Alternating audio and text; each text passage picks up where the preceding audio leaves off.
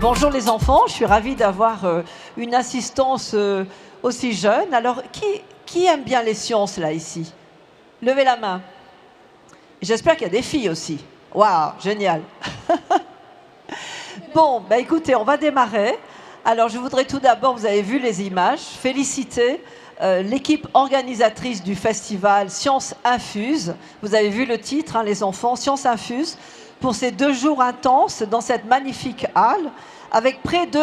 Alors, on me dit qu'il y a eu 7000 participants pendant le week-end. Moi, je suis venue avec mes petits-enfants, petits et grands, venus savourer la science. Science infuse oblige, comme un bon thé bien infusé, et un moment propice à la détente, à la créativité, à l'innovation et à l'inspiration. Alors, quand Vassila Louvel et Françoise Sirot m'ont proposé d'être la marraine du colloque, j'ai ressenti, comme beaucoup de femmes, et j'espère que vous, les petites filles, vous n'aurez pas ce sentiment, le syndrome de l'imposteur. Je ne suis pas scientifique. J'ai étudié la philosophie. Je ne suis pas ingénieure, mais j'ai dirigé la communication dans des grandes entreprises de la tech et j'ai travaillé à côté de nombreux ingénieurs et ingénieures à travers le monde et j'ai toujours admiré leur capacité d'innovation et surtout leur passion pour la technologie. Alors j'ai finalement accepté cette mission, convaincue de l'importance de ce festival et j'ai trouvé le projet formidable et surtout plus que nécessaire aujourd'hui où la demande de talents ne fait que croître et les opportunités se multiplient dans le secteur de la science. De l'énergie à la santé, en passant par l'environnement, l'intelligence artificielle, le quantique. Il est crucial d'encourager tous les talents, les garçons et les filles, mais notamment les jeunes filles qui ont parfois un petit peu quelques réserves vis-à-vis de ces filières, à s'y projeter.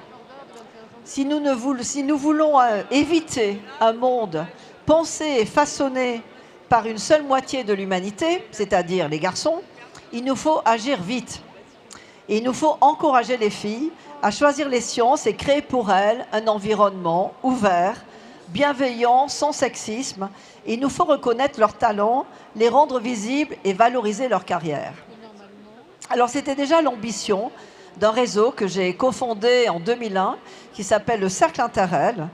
Et face à la prédominance masculine dans les entreprises de la tech, en fait, nous avions vraiment une mission qui était d'attirer et de retenir les femmes dans ces filières. Et c'est la mission des réseaux qui sont présents aujourd'hui. Je voudrais les saluer, Femmes Ingénieures, Femmes Numérique, Nova InTech, Women InTech, le collectif Bath et Sciences et puis bien d'autres. Alors après ces 2 jours de sciences en famille avec 7000 personnes, je répète, ce colloque pose une question essentielle. Comment attirer et retenir les filles dans les STEM? STEM en anglais, mais plutôt STEAM en français, sciences, technologies, ingénierie, mathématiques. Alors aujourd'hui, toutes les parties prenantes sont là, les jeunes. Vous êtes donc dans une classe de 5e, en fait c'est maintenant qu'il faut démarrer. Les enseignants, les chercheurs, les entreprises, les associations, les institutions et les réseaux féminins. Et tous avec une ambition commune, bâtir une école et une société plus égalitaire, plus inclusive, capable d'orienter filles et garçons vers les métiers scientifiques de demain. Alors nous ne sommes plus au stade du constat, parce que les chiffres sont connus et les études abondent et vous allez tout à l'heure avoir une très belle étude qui sera présentée par mon amie Claudine Schmuck. Mais ce colloque, les organisatrices et les organisateurs y tiennent, vise à partager des solutions concrètes. Comme le dit Isabelle Collet, qui j'espère je vais rencontrer tout à l'heure et qui va venir intervenir et qui a été dans le livre Les oubliés du numérique, a été mon livre de chevet pendant la réalisation du rapport du Haut Conseil à l'égalité sur la femme invisible dans le numérique, le cercle vicieux du sexisme. Isabelle nous dit « L'absence des femmes dans la tech n'est pas une fatalité, il faut démasculiniser le secteur ». Ce colloque est donc un appel à une action collective, à la mobilisation de tous les acteurs, publics et privés, pour bâtir un secteur scientifique, technologique, diversifié et éthique. Lors du dernier sommet de l'intelligence artificielle, où certains d'entre vous étaient, j'imagine, la moitié des intervenants étaient des femmes. Comme quoi, quand on cherche les femmes, on les trouve. Et rappelons que le sommet a abouti à l'adoption d'une déclaration signée par 60 pays et organisations internationales pour la construction d'une IA de confiance, c'est-à-dire inclusive, responsable et durable pour les humains et la planète. La féminisation de la tech est en effet un impératif stratégique et une priorité mondiale. Il y a exactement une semaine, j'étais à Ottawa, au Canada, lors d'une réunion avec les Sherpas, les conseillers diplomatiques des pays du G7, et les membres du GEAC, c'est le Conseil consultatif à l'égalité de genre, qui conseille donc les pays du G7 sur ces questions d'égalité. Et nous avons rappelé un principe fondamental. Une technologie pensée uniquement par des hommes n'est ni inclusive ni durable. Les chiffres parlent d'eux-mêmes. Compenser l'écart hommes-femmes dans l'emploi et l'entrepreneuriat pourrait augmenter le PIB mondial de 20%, selon le World Economic Forum. Réduire la fracture numérique entre les sexes permettrait d'économiser 500 milliards de dollars, selon ONU Femmes. Aujourd'hui, dans les pays du G7, les femmes représentent 31,8% des diplômés STEAM, 22% dans l'IA. Dans les 27 pays de l'Union européenne, il y a en moyenne 19% de femmes spécialistes de technologie de l'information.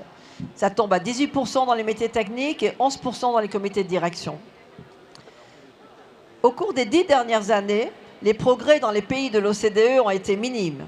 La part des 29% de femmes qui travaillent dans ce secteur n'a augmenté que de 1% en 10 ans, tandis que la demande des talents ne cesse de croître.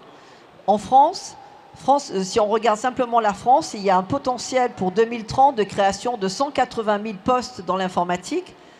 Et selon l'Agence de la transition écologique, 400 000 postes qui vont être liés à la transition énergétique. Ce qui fait que ça fait à peu près 580 000 postes qui devraient être créés d'ici 2030. Donc il y a beaucoup de potentiel et donc je vous invite, les garçons et les filles qui sont là, à aimer les sciences et à choisir ces filières parce que vous allez avoir après des emplois formidables.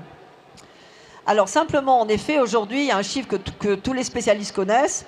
88% des systèmes d'intelligence artificielle sont développés et conçus par des hommes, avec des biais genrés qui sont lourds de conséquences.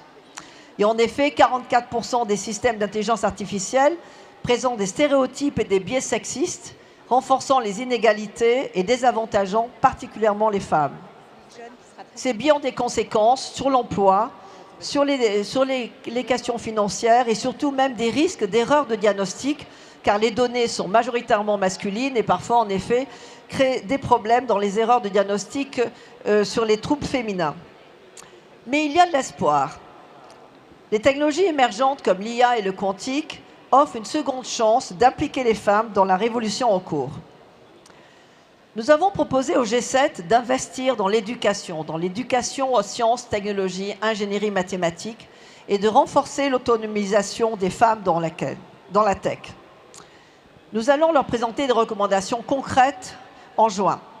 Et je compte d'ailleurs m'inspirer des propositions issues de ce festival, et en particulier de l'hackathon, en ce moment, qui est organisé par la Hussard Academy, en parallèle de notre colloque, avec 300 étudiants d'écoles d'ingénieurs, de Dauphine, de grandes universités. C'est très important, ces idées seront partagées en début d'après-midi, et c'est une richesse précieuse qui est venue du terrain et de la jeunesse. Avant de laisser la parole à nos intervenants et intervenantes, je tiens à remercier tous les partenaires du festival et du colloque et saluer l'engagement des équipes de la chaire Femmes et Sciences de Dauphine, ainsi que l'association Femmes et Sciences. Je vous remercie pour votre confiance de m'avoir donc donné cette mission d'être la marraine pour aujourd'hui. Réduire l'écart entre les genres, permettre aux femmes d'accéder aux carrières scientifiques et technologiques, ce n'est pas simplement une question d'équité et de justice. C'est un levier d'innovation, de croissance économique et de résilience démocratique. Alors mon message pour vous les enfants, c'est profiter de cette journée formidable qui vous est offerte, profitez pour aller dans les stands, dans les ateliers. La science est pour vous. En fait, vous allez découvrir plein de choses. Et surtout, ce qui est intéressant, c'est de savoir que vous soyez un garçon ou une fille, la science, en fait, vous attend, que ce soit en effet la biologie, que ce soit les mathématiques, que ce soit la physique. Vous allez avoir des parcours très intéressants et donc profitez de ce moment et surtout, ne vous retenez pas. Et si vos proches, j'ai fait un rapport il y a l'an dernier qui montre que malheureusement vis-à-vis des filles, souvent elles sont orientées vers ce qu'on appelle les sciences humaines. Moi-même j'ai fait de la philosophie, vous voyez, je n'ai pas fait des sciences. N'écoutez pas toujours vos proches et laissez-vous aller pour aller ce qui vous plaît. Et je vous assure que la technologie, c'est une grande passion et ça peut vraiment vous transporter et ça fait partie des métiers du demain. Donc je vous souhaite un très bon succès. Merci à tous.